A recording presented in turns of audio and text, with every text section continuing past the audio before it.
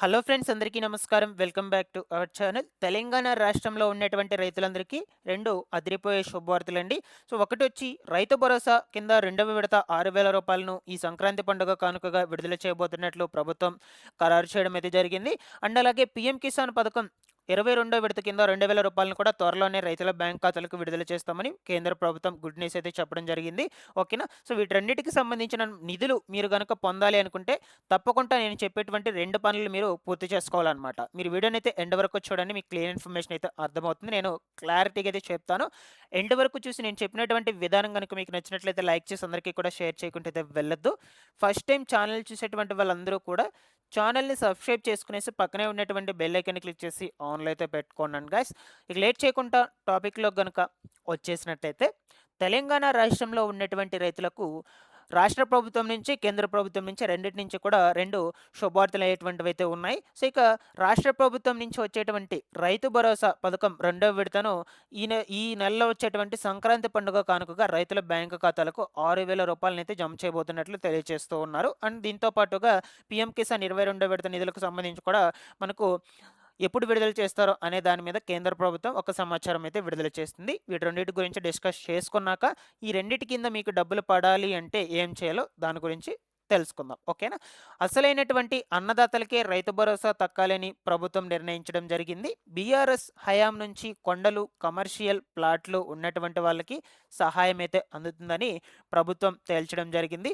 వీళ్ళందరికీ కూడా check పెట్టేలా satellite mapping అనే ఆప్షన్ అయితే ఒకటి చేపడుతూ ఉందన్నమాట. దీని ద్వారా అనర్హులందరినీ కూడా కనిపెట్టి తొలగించేస్తూ ఉన్నారు.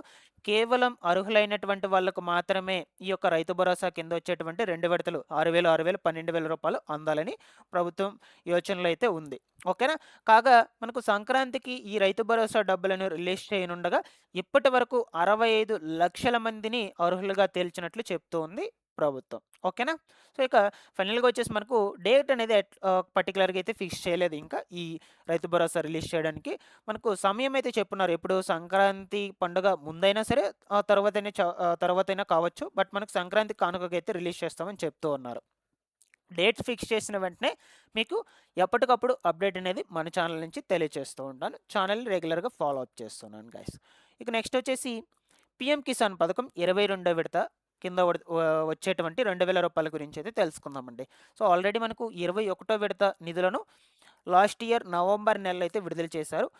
ఆల్మోస్ట్ ఆల్ అందరికీ కూడా పడ్డాయి ఈ రూ. 2,000 అనేది. మీకు గనుక ఇంకా పడకుండా ఉన్నట్లయితే ఒకసారి ఈ పీఎం కిసాన్‌కి సంబంధించినటువంటి వెబ్‌సైట్‌లోకి వెళ్లి స్టేటస్ చెక్ చేసుకోండి. అక్కడ మీకు ఏమైనా రిమార్క్స్ ఉన్నట్లయితే దాన్ని బట్టి మీరు వాటిని రెక్టిఫై చేసుకున్నట్లయితే మళ్ళా పడడం జరుగుతుందనమాట. ఇక్కడ ఏంటంటే మనకు ఏపీ ప్రభుత్వం ఇచ్చేటువంటి అన్నదాత సుఖీభవ అండ్ ఈ కేంద్ర ప్రభుత్వం ఇచ్చేటువంటి పీఎం కిసాన్ పథకం, ఈ 2 పథకాలను కూడా కంబైన్ చేసేసారు. ఎందుకంటే కూటమి ప్రభుత్వం కాబట్టి. అందువల్ల ఇవి 2 మనకు ఒకేసారి రిలీజ్ చేస్తూ ఉన్నారు. తెలంగాణ రాష్ట్ర రైతులకు మాత్రం అన్నదాత సుఖీభవ వర్తించదు కాబట్టి పీఎం కిసాన్ పథకం కింద వచ్చేటువంటి రూ. 2,000 మాత్రమే జమ అవుతాయి. ఓకేనా? ఇప్పుడు మనకు తెలంగాణ రాష్ట్రంలో రైతు భరోసా, ఈ పీఎం కిసాన్ రెండిటిని క్లమ్జీ చేసి అంటే కలిపేసి అయితే విడుదల చేయడం లేదు. ఇవి 2 సెపరేటే.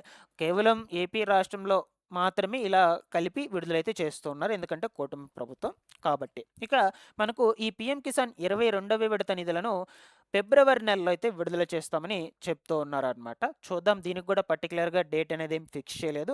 ఫిబ్రవరి నెలలో ఎప్పుడైనా రిలీజ్ చేయొచ్చు. ఫిబ్రవరి నెలలో స్టార్టింగ్‌లో అయినా రిలీజ్ చేయొచ్చు. నెలాఖరులో అయినా రిలీజ్ చేసే ఛాన్స్ అయితే ఉండొచ్చు. డేట్స్ అనేటువంటివి అనౌన్స్ చేశాక మీకు ఎప్పటికప్పుడు అప్డేట్ అనేది అందజేస్తూ ఉంటాను గైస్. మీరు ఈ 2 పథకాల కింద ఓకేనా, నగదు అనేది పొందాలి అంటే ఖచ్చితంగా ఫార్మర్ ఐడి రిజిస్ట్రేషన్స్ అయితే చేసుకోండాలి. రైతులందరూ కూడా జాగ్రత్తగా గమనించండి. మీకు ఆల్రెడీ తెలంగాణ ప్రభుత్వం నుంచి మెసేజెస్ కూడా వచ్చుంటాయి మీ ఫోన్లకి. ఒకసారి చెక్ చేసుకోండి. రాష్ట్రంలో రైతులు మీకు రావాల్సినటువంటి ఏ పథకం పొందాలన్నా సరే ఫార్మర్ ఐడి రిజిస్ట్రేషన్స్ అనేది తప్పకుండా చేసుకోవాలని చెప్తూ ఉన్నారు. రైతు గుర్తింపు కార్డు, దీనికి సంబంధించి రిజిస్ట్రేషన్స్ అనేది చేయించుకొని ఉండాలి. మీరు ఇంకా గనుక చేయించుకోకుండా ఉన్నట్లయితే మీ దగ్గరలో ఉన్న మీ సేవా కేంద్రాలు లేదంటే ఏఈఓ అగ్రికల్చర్ ఎక్స్టెన్షన్ ఆఫీసర్ అధికారిని కూడా కలవచ్చు. అక్కడికి వెళ్ళి కూడా మీరు ఈ ఫార్మర్ ఐడి రిజిస్ట్రేషన్స్ అయితే చేయించుకోవచ్చు అనమాట. ఓకేనా? తప్పకుండా ఈ ఇన్ఫర్మేషన్ ఒకసారి గమనించి ఇంకా ఎవరైనా చేసుకోకుండా ఉన్నట్లయితే ఈ ఫార్మర్ ఐడి రిజిస్ట్రేషన్స్ చేయించుకోండి. రైతు గుర్తింపు కార్డు ఇవి ఉంటేనే మీకు ఈ రైతు భరోసా పథకం కింద వచ్చేటువంటి నిధులైనా సరే, పీఎం కిసాన్ పథకం నిధులైనా సరే, అలాగే మనకు ఈ యొక్క ప్రధానమంత్రి ఫసల్ యోజన పథకం కింద వచ్చేటువంటి నిధులైనా సరే వస్తాయి. మీరు ఈ ఫార్మర్ ఐడీ రిజిస్ట్రేషన్ చేసుకోకపోయినట్లయితే ఈ 3 పథకాల కింద వచ్చేటువంటి నిధులు రావన్నమాట. ఈ ఒక్క పని కూడా చేసి పెట్టుకోండాలి. నెక్స్ట్ వచ్చేసి మీరిచ్చినటువంటి బ్యాంక్ అకౌంట్ ఏదైతే ఉందో, ఆ బ్యాంక్ అకౌంట్ అనేది పనిచేస్తున్నటువంటి బ్యాంక్ అకౌంట్ ఇవ్వాలన్నమాట. యాక్టివ్‌లో ఉన్నటువంటి బ్యాంక్ అకౌంట్. అండ్ దీంతో పాటుగా ఆ బ్యాంక్ అకౌంట్‌కి ఎన్‌పీసీఐ లింక్‌లో పెట్టుకోండాలి. ఈకేవైసీ అనేది పూర్తి చేసుకోండాలన్నమాట. సో, ఈ 3 ప్రాపర్‌గా చెక్ చేసుకోండి. మీరు ఏదైతే బ్యాంక్ అకౌంట్ ఇచ్చుంటారో ఆ బ్యాంక్ అకౌంట్‌కి. పనిచేయనటువంటి బ్యాంక్ అకౌంట్ ఇచ్చేసారు అనుకోండి, ఆ బ్యాంక్ అకౌంట్‌లోకి మీకు అమౌంట్ అనేది పడదు. ఎందుకంటే డీబీటీ విధానం ద్వారా మీకు అమౌంట్ విడుదల చేస్తున్నారు కాబట్టి ఆధార్ నంబర్ ఎంటర్ చేసి అయితే రిలీజ్ చేసేస్తారు. సో, అవన్నీ ప్రాపర్‌గా ఉంటేనే కదా మీకు అమౌంట్ రిలీజ్ అవుతుంది. ఏమాత్రం ఒక్కటి పెండింగ్‌లో ఉన్నా సరే మీకు అమౌంట్ అనేది పెండింగ్‌లో పడిపోతుంది. అందువల్ల చెప్తూ ఉన్నాను. నేను ఇప్పుడు ఏవైతే 2 పనులు చెప్పానో అవి 2 కూడా ప్రాపర్‌గా చేసి పెట్టుకోండి. సో, ఇవి 2 చేసుకొని పెట్టుకుంటేనే మీకు ఈ పథకాల కింద నిధులనేటువంటివి విడుదల అవుతాయి. సో, ఇందులో ఏమైనా డౌట్స్ ఉన్నా కూడా కమెంట్ సెక్షన్‌లో పెట్టి అడగండి. నేను వెంటనే రెస్పాండ్ అయితే అవుతాను.